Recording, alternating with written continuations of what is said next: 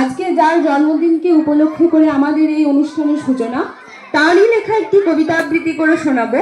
কবিতার নাম কৃপণ। আমি ভিক্ষা করে ফিরিতেছিলাম গ্রামের পথে পথে, তুমি তখন চলেছিলে তোমার স্বর্ণরথে।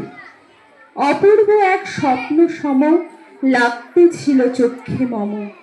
কি বিচিত্র শোভা তোমার, কি বিচিত্র সাজ। আমি মনে ভাবতেছিলেন এ কোন মহারাজ। আজি এই শুভক্ষণে রাত পোহালো।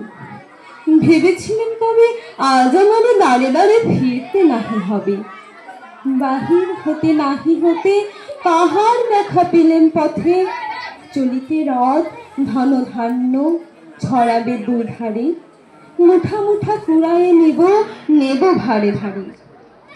দেখি সহসা রথ থেমে গেল আমার কাছে এসে। আমার মুখপানে চেয়ে নামলে তুমি হেসে। দেখে মুখে প্রসন্নতা জুড়িয়ে গেল সকল ব্যথা।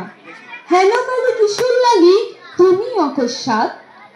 আমায় কিছু দাও গো বলে বাড়িয়ে দিলে হাত। মরে একই কথা রাজা ধীরাজ, আমায় দাও গো কিছু। শুনে ক্ষণ কালের তরে রইল মাথা নিচু করে। তোমার কি ভাব আছে ভিখারি ভিক্ষুকের কাছে। এ কেবল কৌতুকের বসে আমায় প্রবঞ্চনা। ঝুলি হতে দিলেন তুলে একটি ছোট কণা।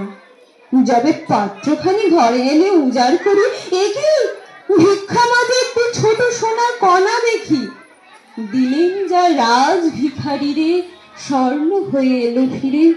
তখন কালি চোখের জলে দুটি নয়ন ভরে।